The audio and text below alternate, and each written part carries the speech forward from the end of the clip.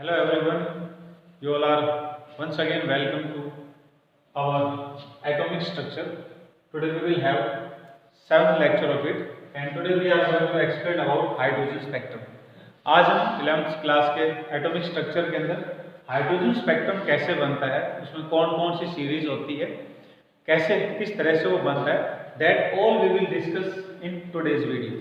आज हम बात करेंगे हाइड्रोजन स्पेक्ट्रम के बारे में.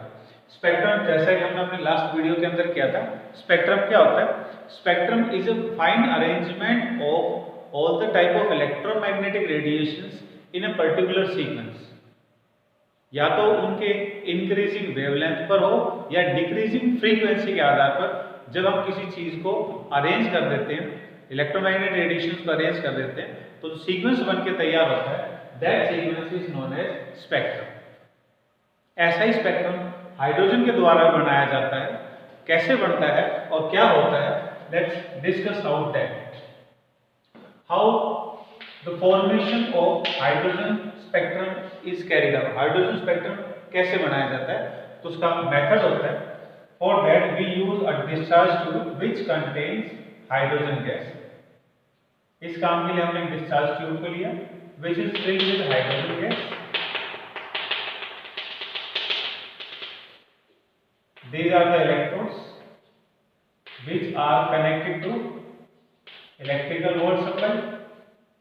जैसे हम इसमें से इलेक्ट्रिकल वोल्ट सप्लाई को शुरू करते हैं, this discharge tube will start glowing, जलेगी और इसके जलने से light will be emitted. Light निकलेगी. ये जो लाइट यहाँ से निकल रही है, इस लाइट को एक स्लिट में से पास करने के बाद में it is made to fall on spectroscope. इसके बाद इसे स्पेक्ट्रोस्कोप के ऊपर डाल दें. स्पेक्ट्रोस्कोप के ऊपर डाल दें. स्पेक्ट्रोस्कोप क्या होता है? ये एक ऐसा इंस्ट्रूमेंट है जिसके ऊपर जब लाइट को डाला जाता है तो उसमें एक प्रिज्म होता है और वो प्रिज्म लाइट में मिलने वाले हर प्रकार की वेवलेंथ को अलग कर देता है. यानी कि लाइट में जो भी रंग होते हैं उनको अलग कर देता है. और अलग करने के बाद में इनको एक फोटोग्राफिक फिल्म के ऊपर निकाला जाता है इस तरह से. और यहाँ इस फोटोग्राफिक फिल्म के ऊपर हमारे को ये अलग अलग जो लाइन है, अलग अलग वेवलेंथ की जो अलग अलग पट्टियां दिखती हैं, इसको फिर हम बोलते हैं हाइड्रोजन स्पेक्ट्रम के नाम से. This is how the spectrum of hydrogen is obtained. Hydrogen spectrum को ऑब्टेन करने के लिए, बनाने के लिए we use a gas, a tube light which consists of hydrogen gas. Hydrogen gas से बनी हुई लाइट से जब हम कोई स्पेक्ट्रोग्राफ तैयार करते हैं तो उस स्पेक्ट्रोग्राफ का नाम हाइड्रोजन स्पेक्ट्रम होता है. In the hydrogen spectrum, hydrogen का जो स्पेक्ट्रम बनता है, इट इज ऑब्जर्व दैट कि ये जो हाइड्रोजन स्पेक्ट्रम बना, इसके अंदर कई प्रकार की लाइनें एक साथ ऑब्जर्व करने को मिलती हैं. बहुत सारी लाइनों का इसमें ग्रुप सा दिखाई देता है. उन सभी ग्रुप को ही फिर हम क्या बोल रहे हैं? हाइड्रोजन स्पेक्ट्रम के नाम से. और वो हाइड्रोजन का जो स्पेक्ट्रम है, it is generally like this. कुछ इस तरह से दिखाई देता है हाइड्रोजन का जो स्पेक्ट्रम.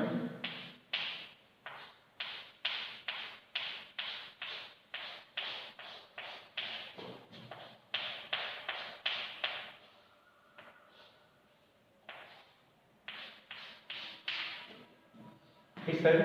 और इन हाइड्रोजन के स्पेक्ट्रम्स को अलग अलग सीरीज में रखा गया. ये हाइड्रोजन का एक स्पेक्ट्रम है और इस हाइड्रोजन के स्पेक्ट्रम को अलग अलग सीरीज का नाम दिया है. जो फर्स्ट सीरीज है, first group of spectral lines जो इसमें बनी है, इसका नाम है लेमेन.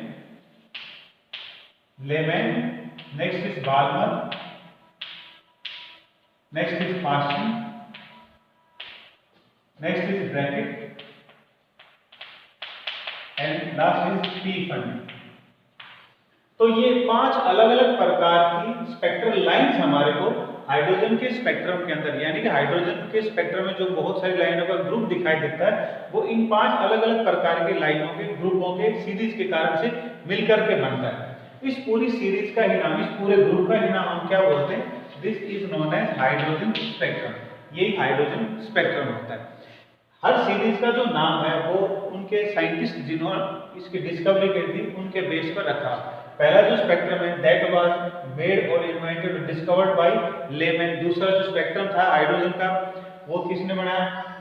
बाल्मर ने बनाया। तीसरी जो सीरीज है वो पास्चर ने बनाई। फोर्थ सीरीज ब्रैकेट ने बनाई और फिफ्थ सीरीज को पी फन नाम के साइंटिस्ट ने बनाया। तो उनके आधार पर सीरीज का नाम रख दिया गया। Now we will have the explanation how the hydrogen can have such number of spectral lines when it is having only one hydrogen atom. जब हाइड्रोजन के पास सिर्फ एक ही एटम है तो ये किस प्रकार संभव है कि ये अलग अलग सीक्वेंस के अंदर अलग अलग लाइंस को बनाने का काम करे। फॉर दैट जो हाइड्रोजन मॉलिक्यूल होता है, जो डिस्चार्ज ट्यूब हमने ली है यहाँ पर, इस हाइड्रोजन ट्यूब के अंदर जो हमने हाइड्रोजन गैस ली है that is in the form of hydrogen molecule. और जब हम इसमें से इलेक्ट्रिकल करंट को सप्लाई करते हैं तो इलेक्ट्रिकल करंट क्या करता है? इसको एनर्जी प्रोवाइड करने का काम करता है। In that condition it undergoes atomisation. इसमें एटोमाइजेशन का काम होता है और एटोमाइजेशन से क्या होगा? Hydrogen atoms will be produced. तो हाइड्रोजन गैस जो हमने इस डिस्चार्ज ट्यूब के अंदर ली थी, करंट पास करने पर वो हाइड्रोजन एटम्स में डिसोसिएट कर जाती है। जो हाइड्रोजन एटम होता है we know that one hydrogen atom has only one electron. Hydrogen के अंदर एक इलेक्ट्रॉन होता है। तो फिर इतनी प्रकार की सीरीज कैसे बन सकती है? इट इज अज्यूम्ड दैट कि जो हाइड्रोजन होता है, हाइड्रोजन का जो इलेक्ट्रॉन है, it may be present in either of the shell depending upon its ground state energy. शुरू में इलेक्ट्रॉन के पास कितनी एनर्जी है उसके अनुसार ये जो हाइड्रोजन होता है, हाइड्रोजन इलेक्ट्रॉन होता है, वो अलग अलग शेल्स के अंदर पाया जा सकता है।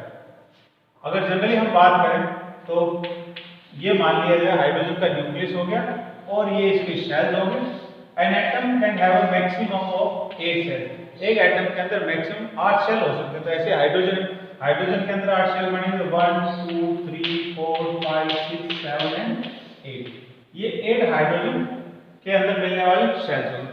अब हाइड्रोजन के अंदर जो इलेक्ट्रॉन है वो उसके फर्स्ट शेल के अंदर है। हमने ये हाइड्रोजन के एटम को किस में रखा है? इलेक्ट्रिकल डिस्चार्ज ट्यूब के अंदर रखा। जब इन इलेक्ट्रॉनों को एनर्जी मिलती है तो एनर्जी मिलने पर ये इलेक्ट्रॉन एनर्जी गेन करने के बाद में ग्राउंड स्टेट से, यानी कि जिस शेल में है यहाँ से, वो एनर्जी गेन करके जैसे एनर्जी उनको मिलेगी उसके अनुसार ये इन शेलों में जंप करते हैं। अगर कम एनर्जी मिलेगी तो सेकंड शेल में, थोड़ी और ज्यादा एनर्जी मिलेगी तो थर्ड शेल में जंप करते हैं, और ज्यादा मिलेगी फोर्थ में एंड सो ऑन। तो ये क्या होगा? अलग अलग एनर्जी शेल में जंप करना शुरू कर देते हैं। सपोज मान लिया जाए कि जो हाइड्रोजन गैस हमने ली है यहाँ पर, उसके अंदर ऐसा नहीं कि हाइड्रोजन का एक एटम, बहुत सारे हाइड्रोजन के एटम बन गए एटोमाइजेशन के कारण से।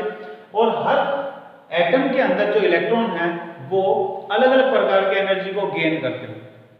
Depending upon the energy gained by electrons in a hydrogen atom, electron from one hydrogen atom में jump from first shell to last shell. हो सकता है कि इलेक्ट्रॉन फर्स्ट शेल से लास्ट शेल में जंप कर जाए, यानी कि इलेक्ट्रॉन को बहुत ज्यादा एनर्जी मिले और वो फर्स्ट शेल से सीधा लास्ट शेल में चला जाए।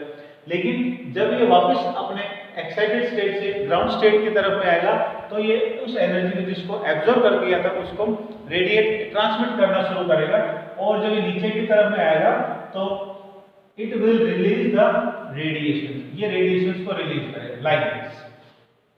तो ये एक पहली स्पेक्ट्रल लाइन बननी शुरू हुई। This is the one possibility of formation of first spectral line. ये भी हो सकता है कि इलेक्ट्रॉन जो फर्स्ट स्टेट के अंदर था उसको एनर्जी इतनी मिली हो कि वो एक शेल में ना जंप करके सेवंथ शेल के अंदर चला गया।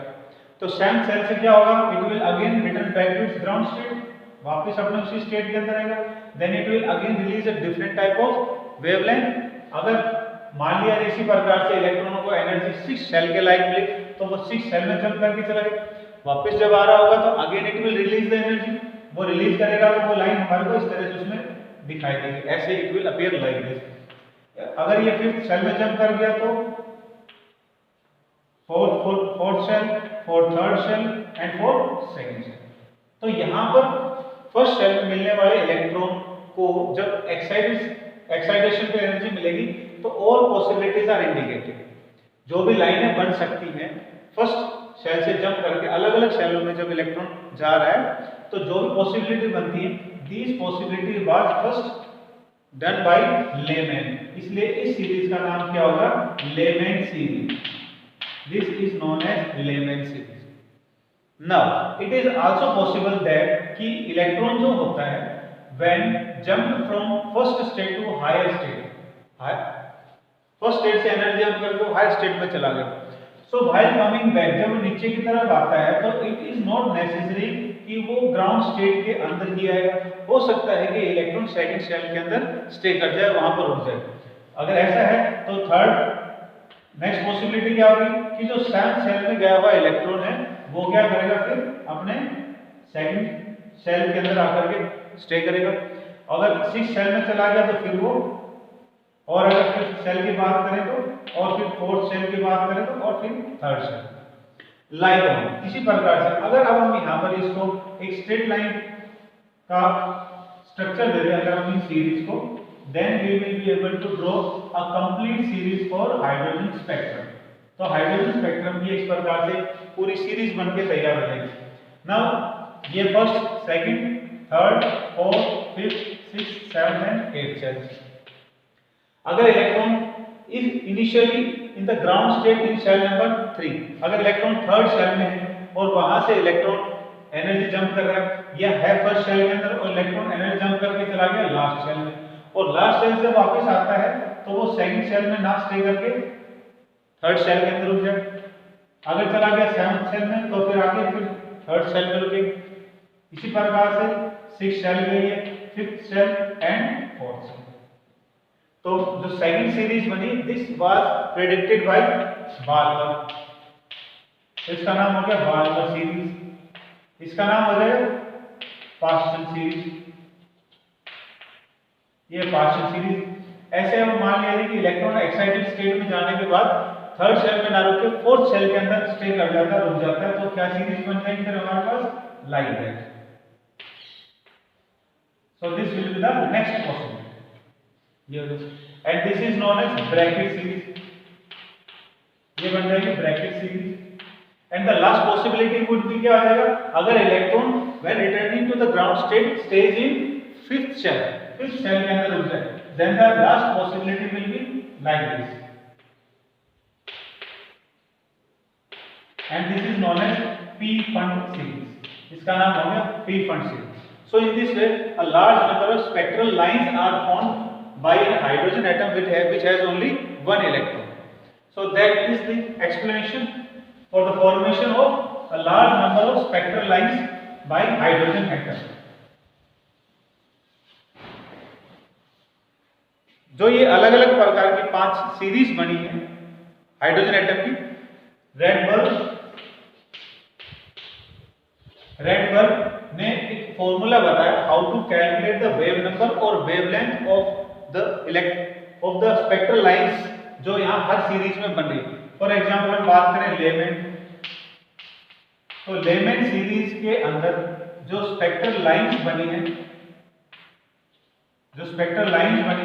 उन स्पेक्ट्रल लाइंस की वेवलेंथ या उनका वेव नंबर अगर कैलकुलेट करना हो, so that formula was given by Rydberg, and the formula was 1 by lambda और nu bar is equal to r into 1 by n1 square minus 1 by n2 square, ये होगा। Where n1 क्या है इसके अंदर, n1 is ground state for the electron, और n2 क्या आ जाएगा उसका excited state, उसके excited state हो जाएगी इलेक्ट्रॉन की। लाइक फॉर एग्जाम्पल अगर यहाँ पर हम जनरली बना करके चले, ये हो गया हमारे पास 1 2 3 4 5 6 7 एंड 8। लेमेन के लिए n1 was equal to ground state क्या है उसकी 1, और एक्साइटेड स्टेट क्या है उसकी सेकंड भी हो सकती है इलेक्ट्रॉन के लिए, थर्ड भी हो सकती है, फोर्थ भी हो सकती है। तो n2 for Lyman will be 2 3 4 and up to 8। Lyman series के लिए या लेमेन सीरीज में जो इलेक्ट्रॉन होगा हाइड्रोजन का, उसके लिए n1 क्या होगा, फर्स्ट शेल होगा, और n2 क्या होगा, सेकंड थर्ड से लेकर के 8th शेल तक का कुछ भी हो सकता है। ऐसे अगर हम बात करें तो बाल्मर सीरीज, अगर बाल्मर सीरीज की बात करी जाए तो बाल्मर सीरीज के लिए n1 इलेक्ट्रॉन कहां पे रुक रहा था, सेकंड शेल के लिए। So for Balmer series n1 will be 2 and n2 will be, उसके बाद इलेक्ट्रॉन कौन कौन से शेल में जा सकता था, दैट वाज 3 4 5 6 एंड 8।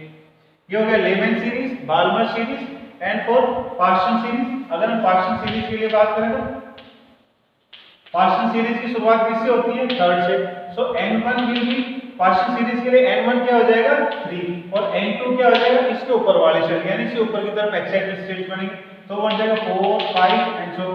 और उसके बाद में आ गया ब्रैकेट सीरीज, और ब्रैकेट सीरीज के लिए n1 इज इक्वल टू क्या हो जाएगा, इसके ऊपर वाली लाइन यानी ऑर्बिट, तो वो हो जाएगा 4 5 4 और n2 विल बी 5 6 7 एंड 8। अब क्या बच गया पी फंड, पी फंड के लिए n1 क्या हो जाएगा 5 और n2 क्या आ जाएगा 6 7 and 8।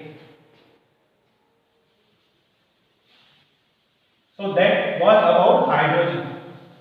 Now you may have some numericals. Numericals है आपके पास में इस टॉपिक पर बेस, और इन numericals को सोल्व करने के लिए you have to use Rydberg formula. Rydberg फॉर्मूले से आप दो चीजें निकाल सकते हो, वेव नंबर निकाल सकते हो न्यू बार यानी कि, और वेव लेंथ निकाल सकते हो, दैट वाज 1 बाय लैम्डा। और उसके अंदर r था, r वाज Rydberg कांस्टेंट, उसके अंदर r जो है वो Rydberg कांस्टेंट है। After that now we have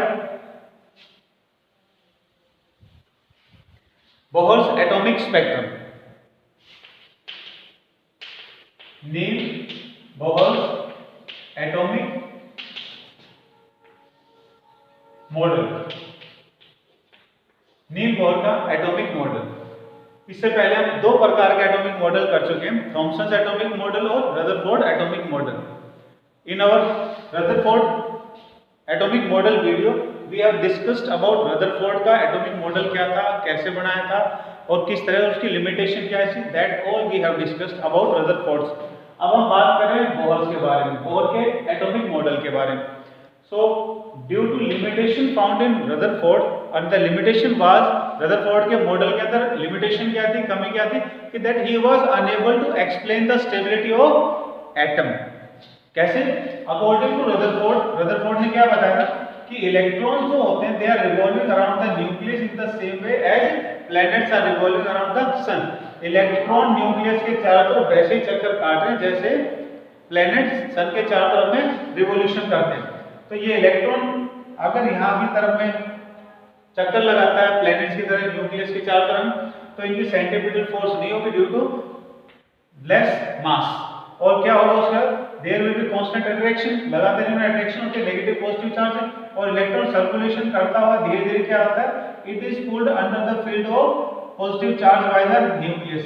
nucleus लगातार इलेक्ट्रॉन को अपनी तरफ खींचता है, और अल्टीमेटली एक सिचुएशन ये आती है कि इलेक्ट्रॉन जो होता है वो लगातार खींचता हुआ फिर न्यूक्लियस के अंदर चला जाता है, और न्यूक्लियस के अंदर जाने के बाद में एटम इज डिस्ट्रॉयड, एटम टूट जाता है।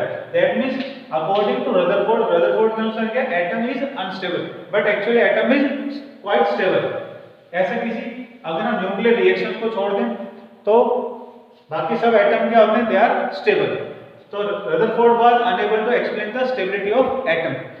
अब उसकी लिमिटेशंस को दूर करने के लिए Niels Bohr proposed this model known as Bohr's atomic model, Bohr का एटॉमिक मॉडल का। So according to Bohr's atomic model, Bohr के एटॉमिक मॉडल के अनुसार एन एटम हैज न्यूक्लियस, एक एटम के अंदर न्यूक्लियस होगा, and it has fixed concentric paths, और उसके अंदर फिक्स्ड कंसेंट्रिक पाथ्स में मतलब गोल बिल्कुल सर्कल बने हुए हैं, in which the electrons are revolving, fixed concentric path बने हुए हैं न्यूक्लियस के चारों तरफ में, जिसका नाम उसने दिया orbit, which he named them as orbit. An atom can have a maximum of 8 orbits, 1 2 3 4 5 6 7 and 8। एक एटम के अंदर a maximum of 8 shells can be there। तो जो एटम होता है, एटम के अंदर क्या होगा, न्यूक्लियस, और न्यूक्लियस के चारों तरफ में क्या मिलेगा आपको, शेल्स। शेल्स का दूसरा नाम क्या होता है, ऑर्बिट। सेकंड पॉइंट है electrons are revolving in these fixed shells. Electron जो होते हैं वो इन शैलों के अंदर ही घूम रहे होते हैं, इन फिक्स्ड शैलों के अंदर घूम रहे होते हैं, यानी कि इन शैलों के ऊपर घूम रहे होते हैं, like area. So the possibility of folding the electron into the nucleus as well by Rutherford ने बताया था कि इलेक्ट्रॉन जो है वो धीरे धीरे करके अंदर की तरफ खींचेंगे और गिर जाएंगे। तो वो जो पॉसिबिलिटी है इलेक्ट्रॉनों के अंदर की तरफ में गिरने की, अब वो ड्रॉ आउट हो जाती है, वो खत्म हो जाती है, क्योंकि इलेक्ट्रॉन क्या है, they are revolving fixed concentric paths. इलेक्ट्रॉनों के लिए अपने एक सेल बने हुए हैं और इलेक्ट्रॉन अपने उन्हीं सेलों के अंदर घूमते हैं, इनके अंदर या बाहर की तरफ में नहीं आ सकते। तो ये in their ground state, therefore he was able to explain the stability of atom, क्योंकि अब इलेक्ट्रॉन अंदर की तरफ में नहीं गिरेंगे, जब तक हम उनको एनर्जी देंगे तब तक बाहर की तरफ में नहीं जा सकते। तो क्या होगा, atom will be stable, atom stable होगा। Next point is shell. These shells are represented by, ये जो शेल हैं इनको हम किस नाम से बोलते हैं, K, L, M and so on, या फिर 1, 2, 3, 4 and so on। Energy of the shell can be determined, किसी भी शेल की एनर्जी को हम निकाल सकते हैं by the formula -1312 divided by n square. किसी भी शेल, मान लो शेल के हमारे को फर्स्ट शेल की एनर्जी निकालनी तो हम ये फॉर्मूला यूज करें, सेकंड शेल की एनर्जी निकालनी तो ये फॉर्मूला यूज करें up to 8 shell. What is n here, n क्या है यहाँ पर, n is equal to number of shell. हम किस शेल की एनर्जी निकालना चाहते हैं उस शेल की एक नंबर को दिखाने का काम करता है n। मान लो फर्स्ट शेल की एनर्जी निकालनी है तो पुट n हियर, अगर आप n यहाँ लिखोगे तो एनर्जी कितनी हो जाएगी, -1312 डिवाइडेड बाय 1 स्क्वायर, तो ये आंसर बन जाएगा। उसके बाद में अगर आपको सेकंड के निकालना तो क्या हो जाएगा, 2 की वैल्यू लिखो, 2 का स्क्वायर हो जाएगा 4। इस तरह थर्ड का निकालना है तो थर्ड का स्क्वायर करोगे तो लाइक दैट। इससे हम हर शेल की एनर्जी को निकाल सकते हैं। तो इसका मतलब ये हो गया कि हर शेल की एनर्जी क्या है, फिक्स्ड है। Energy of every shell is fixed. जैसे फर्स्ट शेल की एनर्जी कितनी आ रही है, -1312, तो इसका मतलब हम इसको 4 से डिवाइड करेंगे, इस वैल्यू इसको 9 से करेंगे, इस तरह तो हर शेल की एनर्जी निकल आएगी। तो next point is energy of each shell is fixed. हर शेल की एनर्जी क्या होगी, फिक्स्ड। और जब कोई चीज फिक्स्ड हो जाती है that is said to be quantized. तो उसके लिए हम एक वर्ड यूज करते हैं quantized. So according to Bohr energy of every shell is quantized. अगर शेल की एनर्जी क्वांटाइज्ड है यानी कि फिक्स्ड है तो उसके अंदर चलने वाले इलेक्ट्रॉनों की एनर्जी भी क्या होगी, quantized. Therefore energy of electron will also be quantized. Next angular momentum. Angular momentum of any electron, किसी भी इलेक्ट्रॉन का angular momentum can be determined by the formula mvr = h/2π। For angular momentum, for determining the angular momentum of any electron, कोई भी electron किसी भी shell में अगर है तो उसका एंगुलर मोमेंटम निकालने के लिए आप फॉर्मूला क्या यूज करेंगे, mvr h/2π। What is this m? m क्या है, m is the mass of electron. जो इलेक्ट्रॉन है, v वेलोसिटी, वो इलेक्ट्रॉन जिस स्पीड से चल रहा है, and r is the radius. Nucleus से इस शेल की कितनी दूरी है, दैट इज इट्स रेडियस। ये इसका रेडियस होगा। h प्लैंक्स कांस्टेंट है जो प्लैंक्स क्वांटम थ्योरी में आया था। 2 और पाई आर द डिजिट वैल्यूज। तो इनको जब हम लिखेंगे तो हमारे पास इस शेल के अंदर या सेकंड शेल में, थर्ड शेल में जो इलेक्ट्रॉन घूम रहा है उसका एंगुलर मोमेंटम निकाला जा सकता है। Point is what is angular momentum. तो एंगुलर मोमेंटम से पहले हम इस पॉइंट के अंदर मोमेंटम वर्ड को समझने की कोशिश करते हैं। मोमेंटम क्या होता है, momentum is mass into velocity. Mass into velocity, suppose we have this chalk, इस चॉक हम बहुत तेजी के साथ फेंकते हैं and we throw this chalk with the speed of, with the velocity of 100 metre per second. तो ये चॉक को जब हमने आगे की तरफ फेंका तो इसकी वेलोसिटी कितनी होगी, 100 मीटर पर सेकंड। अब मोमेंटम क्या है, जो हमने फेंका है वो तो उसकी स्पीड है, लेकिन उसकी momentum is what, as a form of energy. तो इस चॉक के अंदर एनर्जी किसके कारण होगी, एक तो इसकी स्पीड के कारण, दूसरी एनर्जी इसके अंदर जो वेट है वो भी एनर्जी में बदलने का काम करेगा। इसलिए हमने इसके मास को उसकी वेलोसिटी के साथ मल्टीप्लाई कर दिया और मल्टीप्लाई करने से क्या बन गया, ये इसका मोमेंटम बन गया। और ये जो फॉर्मूला है, this is for linear momentum, यानी कि जब चीजों को हमने सीधा फेंका है या कोई चीज सीधी चलती है तो उसका मोमेंटम यानी कि उसकी एनर्जी इस फॉर्मूले से। लेकिन अगर कोई सर्कुलर फॉर्म में घूमती है तो उसके साथ में उसका उस रेडियस को मल्टीप्लाई कर देते हैं, तो ये बन जाता है फिर हमारे पास एंगुलर मोमेंटम। कुल मिलाकर अगर हम बात करें तो ये मतलब है इसका कि कि कोई चीज जब सर्कुलर फॉर्म के अंदर घूमे तो सर्कुलर फॉर्म में रोटेशन कर रहा हूं, उसमें जो एनर्जी होती है उस एनर्जी का नाम क्या है, एंगुलर मोमेंटम। और निकालने का फॉर्मूला क्या हुआ, mvr = h/2 पाई। तो अगर किसी शेल का एंगुलर मोमेंटम या किसी शेल के अंदर मिलने वाले इलेक्ट्रॉन के एंगुलर मोमेंटम हम इस फॉर्मूले से निकालेंगे तो वो क्या निकलेगा, फिक्स्ड निकलेगा।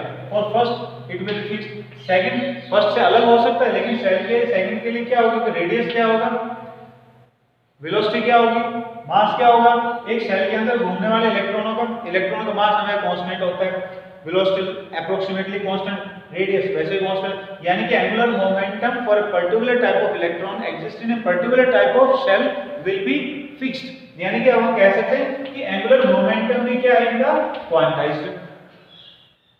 So these were the main points which were under Bohr's atomic model. Bohr atomic model में एक पॉइंट और है and that is ground state and excited state. Ground state and excited state. Ground state का meaning है कि electron initially atom के अंदर without loss और गेन ऑफ एनर्जी जिस शेल में एग्जिस्ट करता है, जिस शेल में पाया जाता है, इलेक्ट्रॉनिक कॉन्फ़िगरेशन के दौरान में इलेक्ट्रॉन को जो शेल मिलता है, जिस शेल में वो होता है शुरू में, that is known as its ground state. और एनर्जी लेने के बाद जब वो नीचे से ऊपर की तरफ जंप करता है, जिस शेल में जाकर के रुकेगा, that will be known as its excited state. तो जब कोई एटम न्यूट्रल स्टेट में होता है, न्यूट्रल स्टेट में मान लिया जाए ये कोई एटम है और इस एटम के अंदर थर्ड शेल के अंदर इलेक्ट्रॉन, तो थर्ड शेल में न्यूट्रल कंडीशन में जो इलेक्ट्रॉन है that is known as the ground state, ये इसकी ग्राउंड स्टेट। लेकिन अब हमने इसको हीट दिया, इसको एनर्जी दी, तो ये इलेक्ट्रॉन क्या करेगा, एनर्जी को गेन करेगा। और एनर्जी गेन करने पर ये क्या करेगा, आगे की तरफ में, मतलब बाहर की तरफ में जंप करेगा, डिपेंडिंग अपॉन कि इसको एनर्जी कितनी मिली। थोड़ी एनर्जी मिली है तो अपन नेक्स्ट सेल में आ जाएगा, और ज्यादा एनर्जी मिली तो और अगले सेल में जंप कर जाएगा, एंड सो। तो जितनी एनर्जी इनको मिलेगी उस सेल के अंदर जाके रुक जाएंगे, जहां भी जाके रुकेंगे वो उस इलेक्ट्रॉन की क्या हो जाएगी, एक्साइटेड स्टेट हो जाएगी। तो ये थर्ड सेल के लिए ग्राउंड स्टेट है, थर्ड सेल मिलने वाले इलेक्ट्रॉन के लिए इसको एनर्जी मिली और मान लिया जाए ये सिक्स सेल में जाकर रुके, तो six shell will be its excited state, ये इसका एक्साइटेड स्टेट का काम करेगा। Point is for the calculation of energy of any electron in any shell, किसी भी सेल के अंदर मिलने वाले किसी भी इलेक्ट्रॉन की एनर्जी को निकालने का जो फॉर्मूला किया था, दैट वाज -1312/n², ये फॉर्मूला। पॉइंट ये है यहाँ पर कि इलेक्ट्रॉन की एनर्जी को हमने माइनस में कंसीडर क्यों किया या माइनस क्यों आया इसका आंसर। तो द एक्सप्लेनेशन इज, ये एटम का न्यूक्लियस, ये एटम का लास्ट शेल। अब हम ये मानते हैं कि एटम के अंदर कोई इलेक्ट्रॉन नहीं, लेकिन कोई इलेक्ट्रॉन जो है it is eight infinite distance, वो शेल से इनफाइनाइट डिस्टेंस पर है। और इनफाइनाइट डिस्टेंस का मतलब है कि it is not under the nuclear attraction, nucleus उसको अपनी तरफ खींच नहीं सकता। और जब इस पे कोई अट्रैक्शन नहीं होगी तो इस इलेक्ट्रॉन की energy suppose to be zero, तो इस इलेक्ट्रॉन की एनर्जी क्या होगी, उसमें जीरो होगी। Now suppose it is brought under the attraction of nucleus, इसे हम न्यूक्लियस के अट्रैक्शन के पास ले आए, तो अब क्या होगा, न्यूक्लियस इस इलेक्ट्रॉन को अपनी तरफ में अट्रैक्ट करना शुरू करेगा। और न्यूक्लियस जब इसको अपनी तरफ अट्रैक्ट करना शुरू करेगा तो electron will start losing the energy attraction के कारण से। अब जब न्यूक्लियस इसको अपनी तरफ अट्रैक्ट करेगा, या अब electron because of opposite charge will also attract the nucleus, तो ऐसे में अब इलेक्ट्रॉन से एनर्जी निकलना शुरू हो जाएगी। और एनर्जी जब निकलेगी तो उसको हम क्या साइन देते हैं,